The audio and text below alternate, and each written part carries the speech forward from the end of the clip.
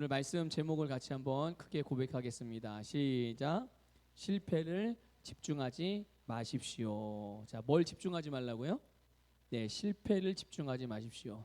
여러분 의외로 실패 경험에 자기의 인생을 묶어두고 살아가는 사람들이 많다는 걸 여러분 혹시 아십니까? 네, 과거에 있었던 부정적인 경험, 또 받았던 어떤 상처들, 또 안 좋은 그런 기억들, 안 좋은 경험에 대한 기억들, 그리고 자기가 어떤 잘못했던 부분들로 인해서 오게 된 안 좋은 결과들, 이런 실패와 관련된 여러 가지 부정적인 경험에 자기의 인생을, 자기의 삶을 묶어두고 살아가는 사람들이 의외로 많아요. 그래서 앞으로 전진하지 못하고 이미 내 삶 가운데 미래가 아름답고 찬란하게 보장되어 있음에도 불구하고 그 길을 선택하지, 그걸 보지도 못하고 보지 못하니 당연히 선택하지도 못하고 그냥 과거에 나는 매일매일을 새로운 삶을 살아가는데 하루하루가 어제와 오늘이 같나요? 다른가요? 어제와 오늘이 같아요? 달라요? 어제 떴던 태양 오늘도 똑같은 태양이 떠요? 그렇죠? 태양은 똑같죠. 근데 어제와 오늘이 같아요? 달라요? 다르죠. 다릅니다. 그런데 이상하게도 사람들은 어제나 오늘이나 똑같은 날로 생각하고 똑같이 살아가요. 예. 그거를 조금 펼쳐보잖아요. 그러면 10년 전이나 지금이나 똑같이 살아가는 사람들이 참 많습니다. 자, 그런데 오늘 우리가 무엇에 집중하며 우리가 어떻게 우리에게 주어진 삶을 아름다운 삶으로 만들어가는지 그런 부분들을 좀 같이 나눠보도록 하려고 합니다. 요즘에 붙죠. 그 불안장애 그리고 그 공황장애로 어려움을 겪는 사람들이 많아요. 들어보셨죠? 불안장애, 공황장애 이런 것들이 매스컴에서도 많이 나오고 우리가 아는 이제 유명인사들이 이런 걸로 인해서 어려움을 당하고 있다는 이야기를 듣기도 하고 또 그러다 보니까 자연스럽게 일반 사람들도 이런 부분에 대해서 이제 예민하게 생각하고 또 그거를 이제 점검을 하면서 이것에 대해서 알아서 고통받는 사람도 있고 모르지만 아니든 이런 이유들로 인해서 어려움을 당하는 사람들이 많거든요. 근데 불안장애는요. 그 이유가 없어요. 근원이 없단 말이죠. 그러니까 어떤 뭐라고 표현해야 할까요? 큰 위험이 여러분 만약에 보세요. 누구든지 어떤 위험이 어떤 이유로 인해서 어떤 위험이 딱 닥치게 되면은 어떻게 반응할까요? 이 위험에 대해서 만약에 내가 이렇게 가고 있는데 갑자기 저 앞에 차가 나를 확 돌진을 해요. 그럼 어떻게 하죠 우리가? 순간적으로 거기에 대해서 반응을 하잖아요. 차가 와서 내가 다치면 안 되지 하고 위험을 느껴서 거기에서 그 위험을 느끼는 것 때문에 막 심장이 벌렁거리고 그렇죠? 놀래잖아요. 이렇게 심장이 뛰고 너무 놀래면 막 그 자리에 주지 않고 뒤로 넘어지기도 하고 그렇죠? 근데 이거는 너무나도 우리가 이 육체적으로 감각적으로 자연스러운 반응이에요. 이런 부분들은. 근데 이건 분명히 실체가 있잖아요. 이런 위험들은. 근데 불안장애라는 건 뭐냐면 실체가 없어요. 실체가 없는데 그냥 불안한 거예요. 아직 나에게 어떤 일이 발생하지 않았는데 나한테 큰 위험스러운 일, 불안한 일, 걱정스러운 일, 내가 손해보는 일 이런 일들이 생길 것 같은 그런 마음 때문에 그런 생각 때문에 괜히 긴장하고 걱정하고 불안감이 생기는 건데 이게 일반인들보다 극도로 아주 그냥 현저하게 더 크게 나타나는 사람들이 겪게 되는 그런 장애랍니다. 이 불안장애라는 게. 근데 분명히 어떤 이유가 없는 거예요. 이유도 없고 아직 일어나지도 않은 일임에도 불구하고 그런 어려운 힘든 일이 일어날까봐 스스로 계속 그거를 생각하는 거죠. 계속 그걸 생각하고 거기에 집중해서 그러다 보니까 자기도 모르게 심장이 뛰고 또 뭐 우울증이 동반되기도 하고 불면증이 생기고 이게 이제 심하면 어떻게 되냐면 호흡곤란이 오기도 하고 쓰러지기도 하고 발작이 일어나는. 근데 이게 어디로부터 시작되는 거예요? 뭔가 문제가 실제로 있어서 그런 거예요? 아니면 본인 생각에서 그러는 거예요? 예, 본인의 생각에서 그러는 거예요. 분명한 실체에 대한 이유는 없어요. 아무것도. 그런데 본인의 생각에 그럴지도 모른다라는 생각이 너무 집중하다 보니까, 그 생각이 너무 크다 보니까 그게 마치 일어나진 않았지만 일어난 것처럼 본인이 그렇게 속는 거죠. 본인이 속는 거예요.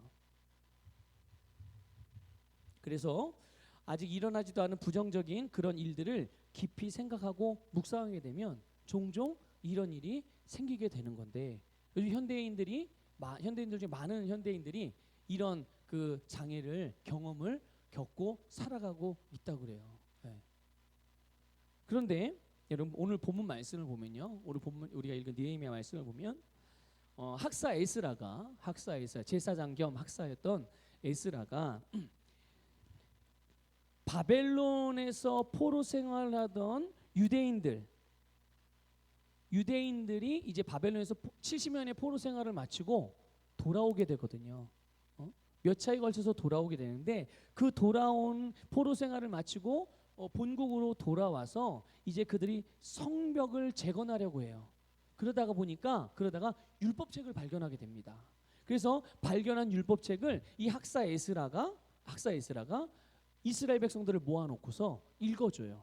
그리고 그 읽어준 내용을 이제 오늘 보면 레위 사람들이, 그러니까 또 율법사들, 쉽게 얘기하면 율법사들, 이런 사람들이, 교회 지도자들이, 지금으로 말하면 지도자들이, 교사들이 이제 설명을 해줍니다. 해석을 해주고 이게 이런 의미고 이게 이런 의미고 이 말씀은 이런 의미라는 걸 쭉 설명을 해줍니다. 그런데 그때 이스라엘 백성들이요, 이 말씀을, 자기가 들은 이 율법의 말씀을 듣고서 이 말씀을 통해서 자기의 죄를 깨닫고 아주 정말 크게 심히 고통하는 내용, 통곡하는 내용, 예, 그게 이제 오늘 우리가 읽은 본문 말씀의 내용, 전체적인 내용이에요. 그런데 이때 선지자 느헤미야가 한참을 통곡하며 눈물을 흘리며 부르짖는 이스라엘 백성들을 향하여서 울지 말아라, 근심하지 말아라, 기뻐해라, 이렇게 말을 하고 있어요. 한번 10절을 볼까요? 10절 읽겠습니다. 시작. 느헤미야가 또 그들에게 이르기를 너희는 가서 살진 것을 먹고 단 것을 마시되 준비하지 못한 자에게는 나누어 주라. 이날은 우리 주의 성일이니 뭐 하지 말라고요? 예, 우리 주님의 성일이다. 구별된 날이다. 복주기로 작정된 날이다. 그러니 근심하지 말고 여호와를 인해 기뻐하는 것이 너희 힘이니라, 이렇게 말을 했어요. 느헤미야가 이스라엘 백성들이 하나님의 말씀을 듣고서 근심하고 있다는 것을 알게 된 거예요. 느헤미야가. 아니, 말씀을 듣고 근심하게 되는 경우가 있나요, 여러분? 말씀을 듣고서 근심하게 되는 경우가 있는 모양이에요. 그렇죠? 우리 예전에는 우리도 그런 경험을 아마 하셨을 거예요. 아, 말씀을 듣고 근심을 하게 돼. 어떤 경우가 있느냐 보면, 여기서 사용된 이 근심이라는 단어가 무슨 의미냐면요, 그 아차부라는 히브리어 단어를 썼는데 이게 크게 슬퍼하다라는 의미예요. 그러니까 그냥 슬픔 정도가 아니라요, 엄청 크게 슬퍼하는 거. 여러분들 우리나라에 그 예전부터 내려오는 그 무속 신앙적인 그런 그 전통이 하나 있어요. 그게 뭐 그 중에 하나가 뭐냐면, 그 장례집에 가서 울어주는 사람이 있습니다. 아시죠? 곡해주는 사람들이 있단 말이죠. 근데 그 곡해주는 사람이 곡을 할 때 돈 받고 하잖아요. 그렇죠? 그거 다 돈 받고 하는 거거든요. 물론 지금은 그런 게 없는데 이제 예전에 있었단 말이에요. 근데 그 예전에 돈 받고 울어주던 사람의 전통을 따라서 지금도 돈은 받지 않지만, 그래서 장례식장에 가면 그걸 알던 사람들은 어떻게 하죠? 장례식장에 가면 크게 곡을 해요. 아니, 눈에 눈물도 한 방울도 안 떨어지는데 하여튼 소리로는 엄청 크게 막 아이고 아이고 막 이래요. 그렇죠? 그런 것처럼 이게 크게 슬퍼하는 거죠. 크게. 그래서 크게 슬퍼하면 슬퍼할수록 어떻게 된다고 생각하는 거예요? 우리나라 그 예전 어르신들은 어떻게 생각하는 거예요? 뭐 그러면 하여튼 뭐 죽은 귀신이 뭐 좋다나 하여튼 그렇대요. 뭐 위로를 받는 데나, 예? 하여튼 그래서 하여튼 곡소리 하는 사람들은 하여튼 목이 터져라 그냥 곡을 열심히 3일 4일 하고 그리고 많은 돈을 받고 그랬던 그런 우리의 그런 무속적인 전통이 있어요. 무속신앙의 전통이. 그런데 그런 것처럼 물론 이제 그 똑같은 의미는 아니지만 슬퍼하는 건 슬퍼하는 건데 크게 슬퍼하는 거 이게 지금 오늘 말씀에서 사용하고 있는 근심이라는 단어인데요. 그러면서 동시에 이런 의미가 있어요. 무슨 의미냐면 상처를 만든다라는 의미예요. 상처를 만든다라는 의미죠. 그러니까 근심이란 단어가 뭐 하는 거예요? 상처를 만드는 거예요. 어디에 상처를 만드냐? 내 감정에다가 상처를 만드는 거예요. 예. 그러니까 근심하지 말라 이 말은 뭐냐면 네 감정에다 상처 내지 마 이거를 말하는 거예요. 네 감정에다 상처 내지 마. 슬퍼하긴 슬퍼할 수도 있지만 크게 슬퍼하는 것 멈춰 이렇게 말하는 거예요. 느헤미야를 통해서. 자, 왜 그러면 이스라엘 백성들은 하나님의 말씀을 듣고서 회복이 되어야 되고, 그렇죠? 돌이켜야 되고 축복으로 나가야 되는데 왜 자기의 감정에 상처 내는 일을 하고 있었을까요? 하나님의 말씀을 듣고서. 그게 어떤 일이냐면 이런 거예요. 이스라엘 백성들이요 하나님의 말씀을 듣고 보니까 자기들의 부족함을 깨닫게 된 거예요. 여기까지는 좋아요. 그렇죠?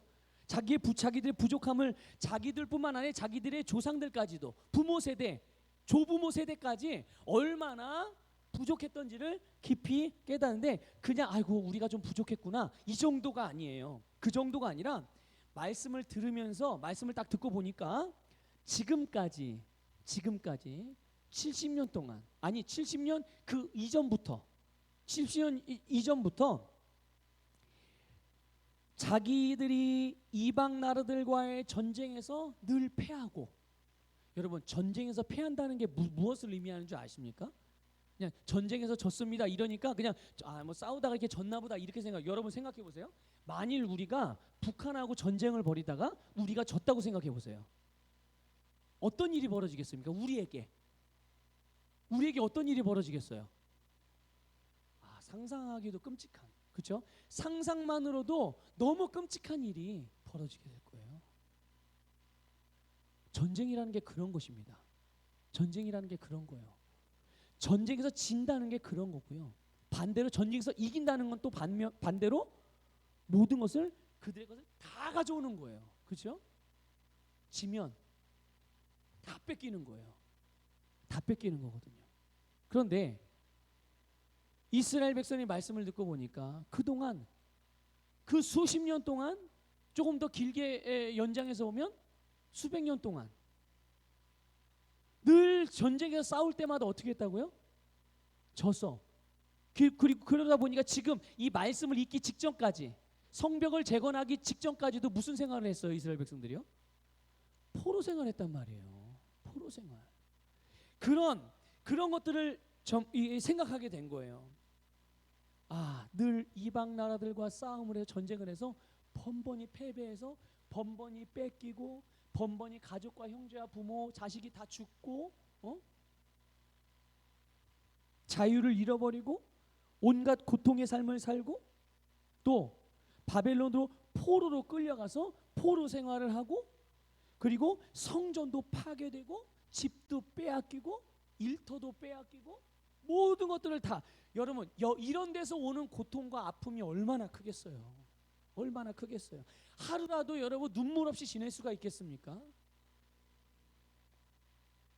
그런데 그런 온갖 고통의 삶을 하루 이틀 한 달 두 달도 아니고 수십 년을 그런 생활을 해왔는데 이런 삶이 자기들이 불순종한 결과구나 이거를 깨달은 거예요. 불순종한 결과구나. 그래서 자기들이 율법을 범했기 때문에 하나님의 말씀을 범했기 때문에 하나님의 보호를 받지 못해서 원수들에게 침략을 당하고 원수들에게 빼앗기고 원수들의 종이 되어서 한 번도 자유롭게 살아갈 수 없이 한 번도 배부르게 먹어볼 수 없고 하루도 마음 편하게 잡은 적이 없고 한 번도 자기가 하고 싶은 일을 해본 적도 없고 해볼 수가 없었던 거죠. 그런 삶. 그러니까 하나님의 백성으로서 우리가 율법에 실패했구나. 그거를 알게 된 거예요. 그런데 여기까지는 있을 수 있는 일이에요. 그렇죠? 뭘 깨달았으니까요? 하나님의 말씀 앞에 우리가 뭐가 어긋나 있는지 진단이 됐잖아요. 그렇죠? 자, 이제 진단이 됐으면 그 다음은 어떻게 하는 게 정확한 처방이죠? 진단이 됐으니까 처방을 내려야 되잖아요. 어떻게 하는 게 처방을 내리는 거죠? 돌이키면 되는 거잖아요. 그렇죠? 돌이켜서 그 길에서 빠져나와서 새로운 길로 가면은 되는 거거든요. 그게 처방이에요. 그게 처방인데, 근데 문제는 뭐냐, 바로 이거에서 있었던 거예요. 자기들이 율법을 지키는 일에 실패한 것을 알게 됐는데, 이스라엘 백성들이 자기들이 실패한 부분에 대해서 계속 생각하고 계속 그것을 묵상하면서 점점 어떻게 되느냐, 죄책감과 정죄감에 사로잡히게 되는 거예요. 그래, 우리는 이래서 이럴 수밖에 없구나. 그래, 우리가 어떻게 구원받을 수 있겠어? 우리가 이러니 당연히 이건 그러니까 뭐랄까 좀 불교적인 용어를 써서 근데 좀 이해하기 쉽게 이게 우리 업보구나 이러는 거죠. 그렇게 생각하게 되는 거예요. 여러분 보세요. 만약에 삶에 어떤 어려움이 왔다. 삶에 어려움이 왔다. 어려움은 누가 주는 겁니까? 하나님이 주는 거예요? 하여튼 마귀가 준 건지 내가 뭘 잘못해서 그런 건지 정확히 몰라도 확실하게 하나 아는 건 하나님이 주신 건 아니라는 거예요. 그렇죠? 하나님이 주신 건 아니에요. 그런데 점검을 해보는 거죠. 하나님의 말씀을 듣고 보니, 깨닫고 보니 이게 하나님 말씀 앞에서 이런 부분들이 실패했던 부분이 있었구나. 내가 이런 부분들에서 내가 말씀에서 벗어나 있었구나. 알았다면 어떻게 해야 돼요? 돌이켜야 되는 거잖아요. 그런데 알았는데 돌이키지 않고 어떻게 해요? 계속 그 자리에 머물러 있는 거예요. 그러면서 생각으로 어떤 생각을 하는 줄 아닙니까? 지금 내가 이렇게 고통받고 어려운 삶을 살아가는 거를 그냥 내가 그렇게 살아갈 수밖에 없는 자연스러운 내 것으로 받아들이는 거예요. 왜요? 왜 내 것으로 그걸 받아들이죠? 그런 걸 좋아하지 않고 원치 않지만 그냥 그건 어쩔 수 없는 나에게 올 수밖에 없는 거라는 걸 그냥 받아들이는 거예요. 왜요? 내가 잘못했으니까요. 내가 잘못했으니까, 내가 죄를 졌으니까, 내가 말씀에 불순종했으니까, 말씀을 따라 행하지 않았으니까 내가 당연히 책임지는 거지 뭐. 그렇게 당하는 거지. 그래, 이거 당하고 이렇게 이거 시간이 지나서 이 과정 넘어가면 나에게 좋은 일이 있을 거야. 이렇게 생각한다니까요. 이게 무슨 차이인 줄 아십니까?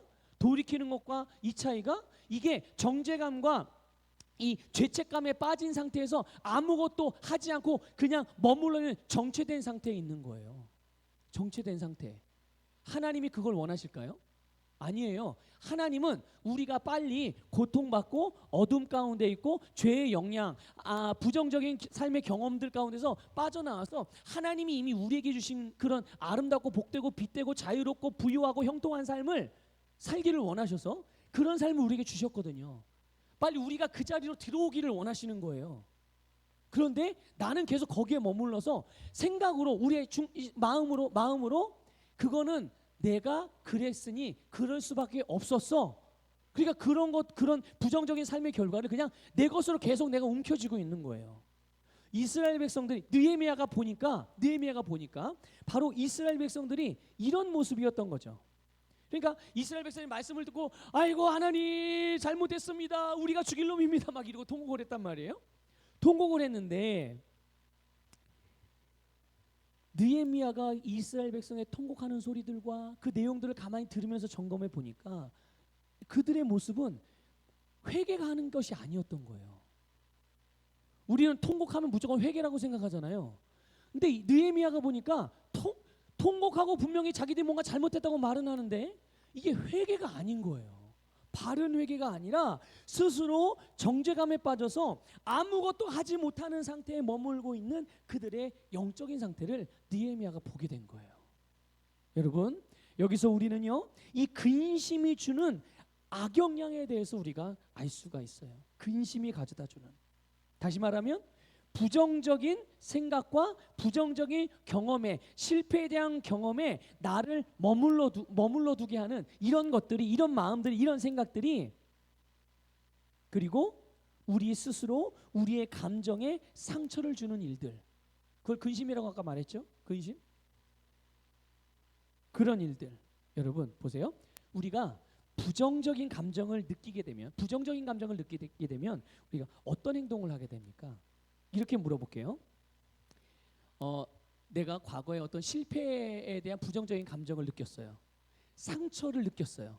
옛날에 봤던 상처 갑자기 떠올랐어요. 그리고 아니면 또 어떤 내가 예전에 경험했던 너무 부도났던 일, 아주 되게 아팠던 일, 또 사람과 다퉜던 일, 또 상처받았던 일, 내가 뭔가를 시도했는데 그 시도가 그냥 시도했다가 주저앉았던, 이루지 못하고 그냥 포기했던 일, 또 내 인격이 완전히 무시당했던 그런 아픈 경험들, 이런 부정적인 감정을 우리가 느끼게 되면 이렇게 한번 대답해 보세요. 그런 부정적인 감정을 느끼게 됐을 때 여러분들이 지금 하고 있던 일을 더 열심히 하게 되던가요? 그런가요? 내가 부정적인 경험에 대해서 근심하고 염려하고 거기에 붙들려 있는 가운데 있으면, 그런 느낌이 들면, 그런 감정이 들 때 내가 지금 열심히 하고 있던 일을 더 열심히 하게 되던가요? 그렇게 됩니까? 아니죠. 오히려 열심히 하고 있던 게 어떻게 돼요? 그냥 손이 놔지는 거예요. 그렇죠? 포기하게 되는 거고. 뭔가를 이제 열심히 해보려다가 그런 부정적인 감정에 대한 과거의 경험으로 인해서, 실패에 대한 경험으로 인해서 내 안에 부정적인 감정이 들 때 여러분 막 내 사기가 충천해서 막 사기가 올라가나요? 아니죠. 있던 사기도 어떻게 돼요?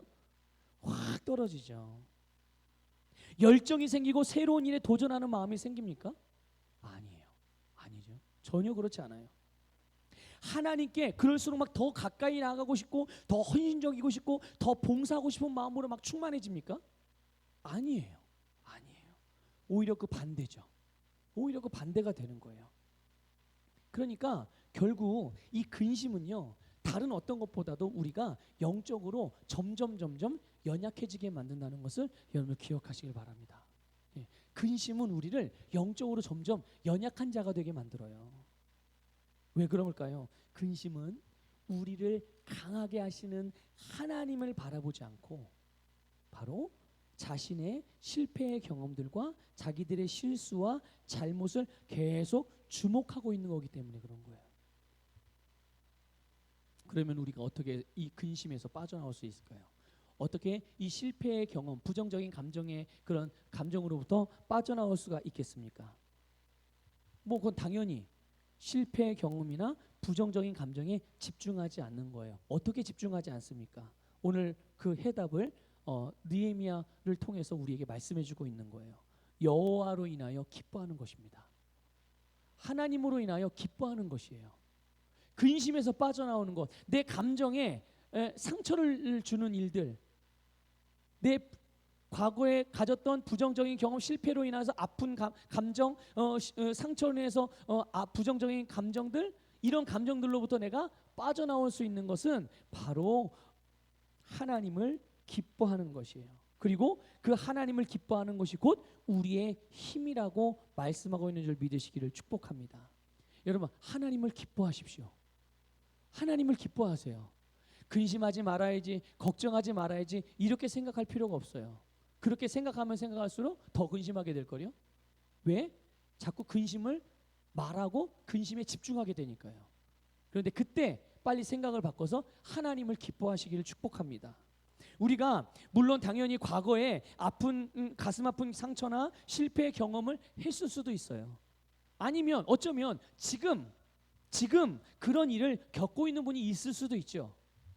그러나 우리 거듭난 그리스도인들에게 있어서 절대로 잊지 말아야 되는 진리가 있습니다. 우리 모두에게, 목사인 저나 평신도 여러분 누구나 다 거듭난 자라면 우리가 꼭 잊지 말아야 되는 진리, 그게 뭐냐?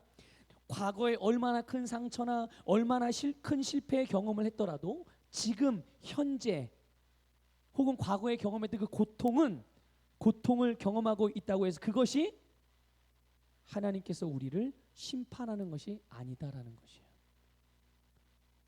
내가 실패했다고 해서, 내가 부정적인 경험을 하고 있다고 하여서 그것이 하나님으로부터 오는 심판이 아니라는 것을 믿으시기를 주님의 이름으로 축복합니다. 그리고 또 하나 잊지 말아야 되는 것, 거듭난 그리스도인은 절대로 실패하지 않는다는 것입니다. 믿습니까? 지금 내가 부정적인 경험을 하고 있을 수도 있고요, 곤란에 빠질 수도 있습니다. 또 과거에 어떤 실패를 경험했을 수도 있어요. 그런데 어떤 실패를 경험했든 아니면 지금 내가 그런 어떤 곤란 가운데 있든 그것이 하나님의 심판이 아니라는 거예요. 믿습니까? 또 하나님의 백성들은 절대로 실패하지 않는 것이에요. 이 두 가지를 어떤 상황에서도 잊지 않는 성도님들이 되시기를 축복합니다. 여러분, 이게 바로 우리를 향한 하나님의 뜻이거든요. 우리가 실패하지 않는 것, 하나님의 백성들을 실패하게 하지 않는 것. 그럼 실패하지 않으면 어떻게 하신다는 거예요? 승리하게 하시는 것. 이게 하나님의 뜻입니다. 여러분 한번 여쭤볼게요. 성경에서 여러분이 알고 있는 한도 안에서 한번 대답을 해보세요. 성경 가운데서 하나님이 함께하는 사람이 실패하는 것을 본 적 있나요? 성경에서요. 실패하는 걸 본 적, 어려움을 당하는 경우는 종종 많이 봤죠. 아니, 하나님이 함께하는 사람이 오히려 더 어려움을 겪는 것 같아요. 그런데 혹시 실패한 걸 본 적 있습니까? 하나님이 함께하는 사람이? 여러분, 하나님을 떠난 사람, 하나님과 상관없는 사람이 실패하는 경우는 부지기수로 많습니다. 그렇죠? 그러나 하나님이 함께 하시는 사람이 실패하는 경우는 단 한 사람도 없어요. 그렇기 때문에 우리는 하나님이 함께 하시는, 하나님의 영이신 성령님이 여러분 안에 거하시는 여러분들, 우리는 실패를 두려워하거나 실패의 경험에 우리의 생각이나 삶이 절대로 묶여서는 안 될 줄 믿습니다. 여러분, 우리가 바라봐야 될 것은, 우리가 묵상해야 될 것은, 우리가 인식해야 될 것은, 우리가 믿어야 될 것은 살아계신 하나님이시고 그분의 진리의 말씀인 거예요. 믿습니까? 절대로 우리의 부정적인 감정들이 아니라, 경험들이 아니란 말이죠. 어저께 내가 실패했더라도 오늘 나는 실패하는 사람이 아니거든요. 그렇죠? 네. 실패가 내 인생을 좌지우지할 수 없어요. 왜냐하면 우리는 실패의 영향을 받지 않는 사람들이기 때문인 줄 믿습니다. 여러분, 오늘의 말씀대로 우리에게 어떤 상황이 오든지, 특별히 실패와 같은 기분 나쁜 그런 상황들을 만날 때일수록 하나님을 기뻐하는 것이 우리의 할 일인 줄 믿습니다. 하나님을 기뻐하는 것이 우리의 힘이라니까요. 믿습니까, 여러분? 그럼 하나님을 기뻐하는 게 뭘까요? 하나님을 기뻐하는 게, 여러분 한번 보세요. 여러분 기쁠 때 어떻게 행동하세요? 여러분 기쁠 때 어떻게 행동하세요? 기쁠 때 어떻게 행동하십니까? 저는 기쁨 막 떨립니다. 막 떨리고 막 소리치고 환호하고, 뭐 저 개인적으로는 그래요. 그리고 또 너무 기쁘면 막 눈물도 나기도 하고 그래요. 네, 그렇죠? 기쁠 때 그렇거든요. 여러분은 여러분이 기쁠 때 그 기쁨을 어떻게 표현하세요? 기쁨을 어떻게 표현하십니까? 혹시 환호를 지르십니까? 그래요?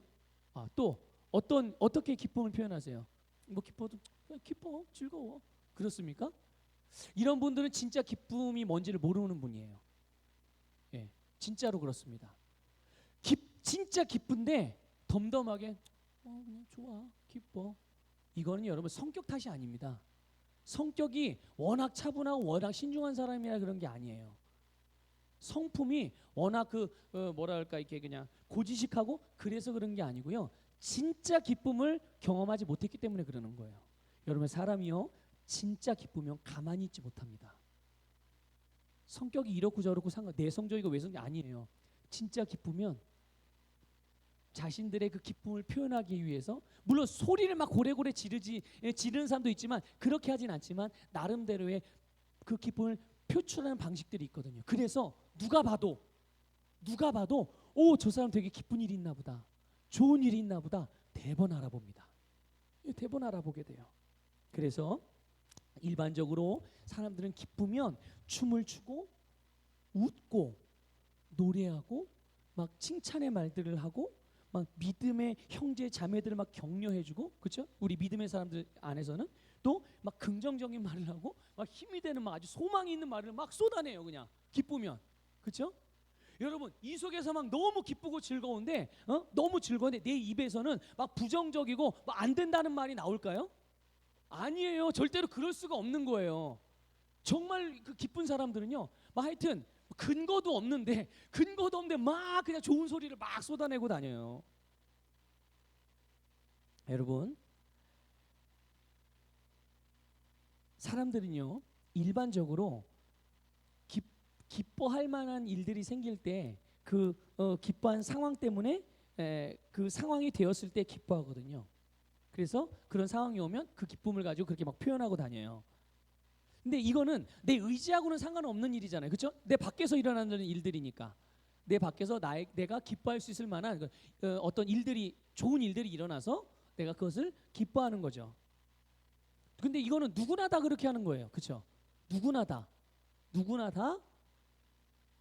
외부에서 기뻐할 만한 일들, 좋아할 만한 일들이 있을 때 누구나 다 그 상황과 환경에 그렇게 내가 감각적으로 기쁨이라는 감각으로, 감정으로, 느낌으로 그렇게 표현하는 것입니다. 그런데 여러분 이거는요, 이런 경우는 상황이나 환경의 영향 아래에 있는 거예요. 그래서 이거는 수동적인 기쁨입니다. 수동적인 기쁨. 여러분 보세요. 만약에 로또가 당첨이 됐어요. 기쁠까요? 안 기쁠까요? 기쁘죠? 여러분 혹시 우리 지금 여기 모이신 예배 드리시는 분 또 온라인을 통해서 지금 함께 예배 동참하고 계시는 분 중에 로또가 20억이 당첨이 됐어요. 안 기뻐할 사람이 있나요? 자, 그런데 그런 류의 기쁨은 수동적인 기쁨이라는 거죠. 수동적인. 어떤 조건이 채워졌을 때 오게 되는 그냥 자연스러운 반응인 거예요. 그렇죠? 로또 당첨이라는 조건, 상황, 환경이 나에게 딱 주어지면 나는 그거를 일부러 기뻐하려고 애쓰지 않아도 그냥 저절로 기뻐지게 되는 것. 이거는 수동적인. 그래서 그런 환경 아래서 환경의 영향을 받아서 내가 그 환경에 반응하게 되는 거예요. 환경에 따라서. 자, 그러나 오늘 말씀에서 우리가 읽은 이 본문 말씀에서 이 말씀에서 느헤미야가 우리로 하여금 하나님을 기뻐하라고 그랬어요. 근데 그 기뻐할 상황적으로만 보면 기뻐할 만한 상황이 아니에요. 기뻐할 만한 상황이 아닙니다. 실패에 대한 죄책감, 정죄감으로 인해서 좌절해 있고 아무것도 할 수 없는 절망의 늪에 빠진 이스라엘 백성들이에요. 예? 그들이 어떻게 기뻐할 수 있겠어요? 그렇죠? 기뻐할 수가 없어요. 그러니까 상황으로만 보면, 환경으로만 보면 기뻐할 수 없는 상황이거든요. 그러나 기뻐하라고 하나님을 기뻐하라고 그랬어요. 이 말은 무슨 말일까요? 기쁨을 선택하라는 말이에요. 뭐 하라고요? 기쁨을 선택하라는 말이에요. 기쁜 상황이 주어지면 기뻐하라는 말이 아니라 상황하고 환경하고 상관없이 네가 지금 선택할 게 뭔지 아느냐? 기뻐하는 거야. 하나님을 기뻐하는 거야. 이거를 느헤미야를 통해서 말씀하고 있는 줄 깨달으시기를 주님의 이름으로 축복합니다. 여러분, 기뻐할 수 없는 상황에서 기쁨을 선택합니다. 그러면 어떤 일이 벌어질까요? 내가 선택한 기쁨이 기뻐할 수 없는 상황과 환경을 기뻐할 수밖에 없는 상황과 환경으로 변화시킨다는 것을 믿으시기를 축복합니다. 지금 내가 맞닥뜨리고 있는 환경과 상황은 절대로 기뻐할 수 없는 상황이에요. 그런데 이 가운데서 하나님의 말씀을 따라서 내가 하나님을 기뻐하기로 기쁨을 선택을 했어요. 그러면 내가 선택한 그 기쁨 때문에 내가 기쁨을 선택함으로 인하여 그 기쁨이 내 삶, 내가 기뻐할 수 없을 만한 그런 문제의 상황, 아픔의 환경, 그런 것들을 진짜 기뻐할 수 있는 상황과 환경으로 만들어 간다는 것을 여러분들 말씀을 통해서 우리에게 계시해 주는 거예요. 이게 무엇입니까? 이게 바로 상황과 환경을 정복하고 바꾸고 다스리는 원리인 거예요. 상황이 어떻든 상관없어요. 내가 어떤 삶을 살아가길 원하는가? 하나님이 나로 하여금 이 가운데서 어떤 삶을 살아가기를 원하시는지 그것을 따라서 내가 그 삶을 선택하는 것입니다. 그러면 내가 선택한 그 삶이, 내가 선택한 그 환경이, 내가 선택한 상황이 내가 선택한 대로 변화되게 되는 거예요. 여러분, 이런 기쁨은, 이 기쁨은 그러니까 결국은 수동적인 기쁨일까요? 능동적인 기쁨일까요? 능동적인 기쁨인 거예요. 기쁨을 만들어내는 것입니다. 기쁨을 창조하는 것이죠. 기쁨의 상황을, 기쁨의 환경을 내가 원할 때마다 만들어가는 것. 이것이 바로 하나님의 말씀을 따라서 하나님의 자녀들이 선택하며 만들어내는 놀라운 창조의 능력이라는 것을 깨달으시기를 축복합니다. 여기에 아주 놀라운 또 하나의 능력이 있어요. 그게 뭐냐면 하나님을 기뻐하는 것을 선택하는 거. 하나님을 기뻐하는 것을 지금 선택하라고 그러잖아요. 자, 그 선택하는 게 우리의 힘이다라고 말씀하고 있어요. 하나님을 기뻐하는 것이 우리의 힘이야. 느헤미야를 통해서 말씀해주고 있어요. 여기서 말하는 힘은 뭐랄까, 이걸 그러니까 이런 거 뭔가 막 파워 이런 게 아니에요. 그런 의미가 아니고요. 여기서 말하는 힘은 뭐냐면 보호와 안전을 의미하는 거예요. 보호와 안전. 이게 원어가 좀 다릅니다. 뭔가를 뭐 싸워서 이기는 힘, 뭔가를 막 크게 정복하는 힘, 이런 파워, 능력 뭐 이런 게 아니고요. 여기서 말하는 이 힘은 보호와 안전. 누구의 보호와 안전일까요? 하나님의 보호와 안전을 의미하는 거예요. 그러니까 하나님을 기뻐하면 우리를, 하나님의 보호와 하나님의 안전이 우리를 지킨다는 거죠. 우리를 지킨다는 거예요. 이게 무슨 의미냐면요, 하나님을 기뻐하는 것을 우리가 선택할 때 하나님의 우리의 보호자가 되신다는 것을 말씀하고 있어요. 이게 무엇을 배경으로 하고 있는 거냐면 이런 겁니다. 여러분, 율법에 실패하면 어떻게 되죠? 율법에 실패하면 어떻게 됩니까? 아담과 하와가 하나님의 말씀의 계명에 실패했어요. 그래서 찾아온 게 무엇입니까? 죄, 그리고 죄의 대가를 치러야 돼요. 그러니까 율법에 실패하면 율법의 정죄를 받아서 죄의 대가를 치러야 돼요. 여러분, 죄의 대가가 뭡니까? 죄의 대가가 사망이요, 그렇죠? 저주요, 사탄의 어둠의 영향력들이요, 이런 것들의 영향을 받고 여기에 묶이고 이거에 다스림을 받고 살아갈 수밖에 없는 거거든요. 그런데 바로 하나님을 기뻐할 때, 하나님을 기뻐하는 것을 선택할 때 율법에 실패한 대가로부터 왔던 모든 우리를 해하고 우리를 방해하고 우리를 멸망하게 만드는 모든 것들로부터 우리를 지키시고 우리를 안전하게 하시는, 또 다른 말로 표현하면 주님의 샬롬의 은혜, 평강의 삶을 살아갈 수가 있게 된다는 것을 깨달으시기를 축복합니다. 그러니까 여러분, 나는 좀 평안했으면 좋겠어요. 삶이 좀 평안했으면 좋겠어요. 이러면서 나를 좀 평안하게 좀 그 상황이나 환경이 날 좀 그렇게 좀 놔뒀으면 좋겠어요. 이렇게 생각하는 사람들이 많거든요. 그런데 여러분, 진정한 하나님의 샬롬의 이 평강, 주님의 평강은 외부로부터 오는 게 아니에요. 환경으로부터 주어지는 게 아니에요. 돈이 많으면 평강해지는 게 아니에요. 사회적인 명성을 얻으면 평강해지는 게 아닙니다. 내가 원하는 자아를 실현하기 위한 꿈을 성취했다고 해서 평강해지는 게 아니에요. 진정한 평강은 하나님이 내 안에서 나를 지키실 때 주어지는 것임을 믿으시기를 축복합니다. 그런데 그게 언제 이루어진다고요? 오늘 말씀을 보면 바로 기쁨을 선택할 때, 하나님을 기뻐하기 시작할 때, 하나님으로 인하여 기뻐하기 시작할 때 바로 하나님의 보호, 하나님으로부터 안전하게 지켜지고 보호받으며 샬롬의 은혜의 삶을 살아갈 수가 있게 된다고 말씀하고 있는 거예요. 근데 이거를요, 여러분, 이 원리를 신약에서도 사도 바울을 통해서 말씀하고 있어요. 놀랍습니다. 아주. 빌립보서 4장 6절 7절 읽어볼게요. 같이 읽습니다. 시작. 아무것도 염려하지 말고 다만 모든 일에 기도와 간구로 너희 구할 것을 감사함으로 하나님께 아뢰라. 자, 7절 읽습니다. 시작. 그리하면 모든 지각에 뛰어난 뭐가요? 자, 이 말을 여러분들 잘 보세요. 성경 말씀이니까 다 맡길 거냐고 그냥 지나치지 말고요. 하나님의 평강이 그리스도 예수 안에 너희 마음과 생각을 어떻게 한다고요? 자, 우리 마음과 생각을 지키는 게 뭐예요? 저 말씀해 보세요. 하나님입니까? 예수님입니까? 뭐가 지켜요? 우리의 마음과 생각을 지키는 게 뭐가 우리의 마음과 생각을 지켜주는 거예요? 하나님의 평강이에요.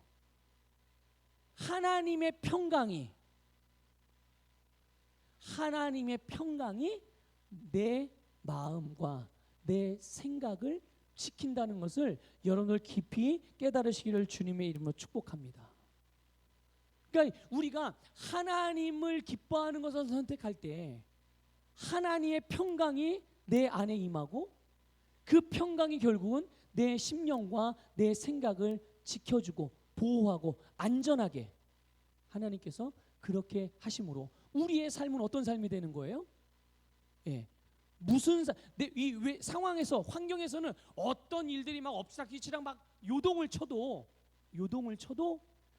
우리의 심령 안에서는 평강하기 때문에 내 생각과 마음이 지켜지니까 밖에서 막 태풍에 막 파도가 뭐 요란하게 치는 것처럼 그런 급박한 상황들이 막 돌아간다 할지라도 그것에서 우리가 취해야 될 것과 취하지 말아야 될 것, 해야 될 것과 하지 말아야 될 것, 다 분별이 되어져서 흔들리지 않고 우리는 우리의 갈 길을 그냥 꿋꿋하게 갈 수가 있다는 것이죠.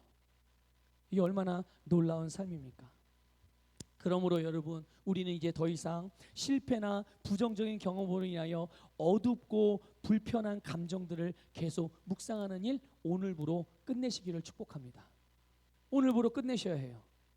우리가 뭘 묵상하든지 어떤 종류의 것들을 묵상하든지 그것이 시간이 지나잖아요. 시간이 지나면 그게 우리의 태도를 만들어요. 내가 부정적인 감정을 계속 묵상하잖아요. 그럼 시간이 이것을 묵상한 시간이 길면 길수록 이게 나중에 어떻게 된다고요? 내 뭐를 만든다고요? 나의 삶의 태도를 만들어요.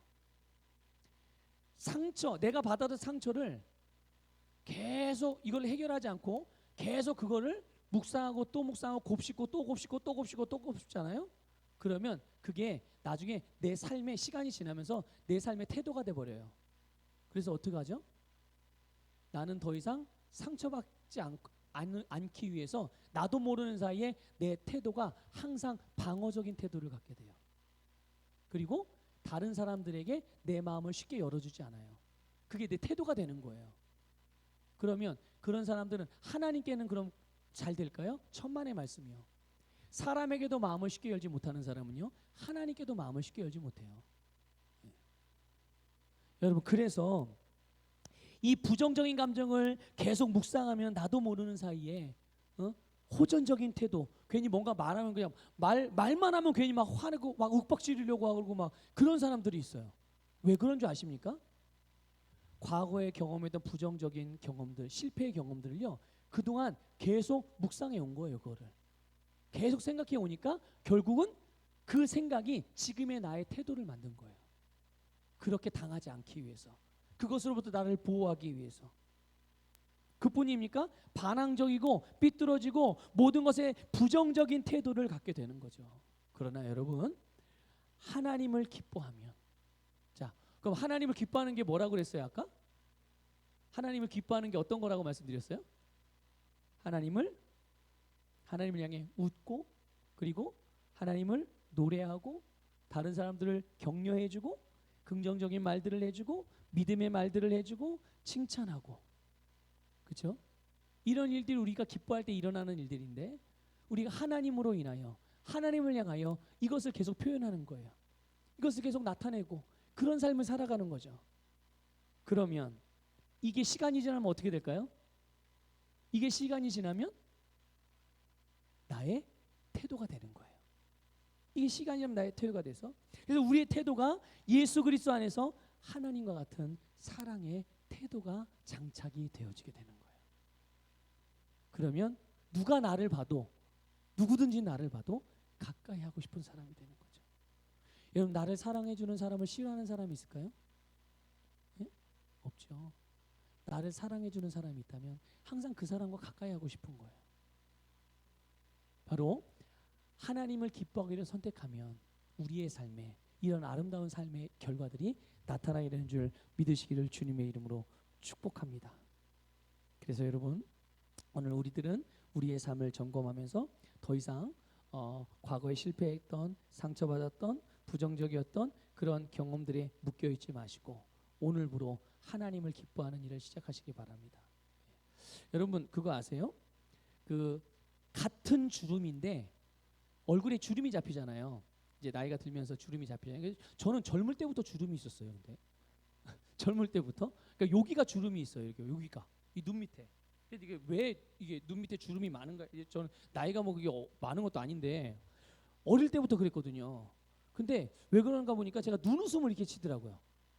제 웃음이 그냥 막 호탕하게 막 하하하 이렇게 웃는 게 아니라 이게 눈으로 웃어요. 이렇게. 그러다 보니까 이게 눈으로 웃으니까 여기가 이렇게 웃을 때마다 이렇게 주름이 잡히는데, 그런데 여러분 그거 아세요? 이거 저를 자랑하는 게 아니에요. 저희가 저만 그런 게 아니라 다 그런 거예요. 다. 잘 웃는 사람, 웃어서 생긴 주름 있잖아요. 근데 그거는 하나도 미워 보이지 않는다는 거 아세요? 똑같은 주름인데 잘 웃어서 생긴 주름은요 사람들에게 비호감이 없어요. 다 호감입니다. 근데요 늘 인상 쓰시는 분들이 있어요. 얼굴이 굳어져 가지고 항상 이렇게 그 심각한 얼굴을 하는 사람들이 가지고 있는 주름이 있어요.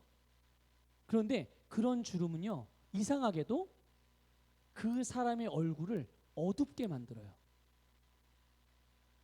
원래는 어두운 사람이 아닌데 성격도 어두운 사람이 아니에요. 그런데 그 얼굴에 오랜 시간 동안 인상 써오고 불편한 감정을 가지고 그래서 얼굴에 그런 얼굴에 인상을 쓰고 살면서 생겼던 그런 주름들은 다른 사람들이 딱 봤을 때 그 주름에 대해서는 사람들이 별로 호감을 느끼지 못합니다. 그래서 어떻게 생각하냐면 어려움이 많으셨나 보다 이렇게 생각하게 돼요. 네. 똑같은 주름인데 이상하죠. 똑같은 주름인데. 네. 그럼 이제 그렇게 생각할 수 있죠. 그럼 난 그동안 너무 근심을 많이 해가지고 이런 어둠 이 주름 별로 비호감의 주름이 이렇게 많이 생겼는데 그럼 이거 어떻게 해? 성형수술에 주름을 펴야 돼? 보톡스를 맞아야 되나? 필러를 넣어야 되나? 뭐 어떻게 해야 되나? 또 그런 생각하실 수도 있어요. 그런 생각하실 필요 없어요. 지금부터 웃으십시오. 지금부터 웃으세요. 그러니까 지금 제가 말하는 이 웃으라는 말씀은요. 뭐 요즘에 그냥 웃음 치료하러 많이 이게 뭐 하고 다니더라고요. 그런 거 말고 하나님을 기뻐하세요. 하나님을 기뻐하며 하나님으로 인하여 웃으십시오. 그러면 여러분이 생겼던 주름이요 바뀝니다. 바뀌어요. 네, 바뀌어요. 여러분 세상에 그 오랜 시간 동안 생겼던 이 피부의 주름도 바뀌는데 뭔들 안 바뀌겠어요. 그렇죠? 그러니까 여러분들 우리 오늘 말씀 제목이 실패에 집중하지 말라는 거였어요. 실패를 우리가 집중할 것은 하나님을 기뻐하는 것입니다. 하나님 앞에 노래하고 하나님 앞에 환호하고 하나님 앞에 박수치고 하나님 앞에 즐거워하고 하나님 앞에 손을 들고 하나님 앞에 뛰고 하나님 앞에 춤추고 이것이 우리가 하나님 앞에 살 일이고 이것은 내가 내 상황이나 환경에서 그럴 만한 일이 벌어졌을 때 하는 것이 아니라 그것과 상관없이 그럴 때도 하고 그렇지 않을 때도 항상 하나님을 기뻐하는 것 그것이 우리의 힘이고 하나님의 보호와 우리가 안전하게 주님이 주시는 이 샬롬의 평강으로 우리의 삶을 다스리는 능력, 힘이 된다는 것을 믿으시기를 축복합니다.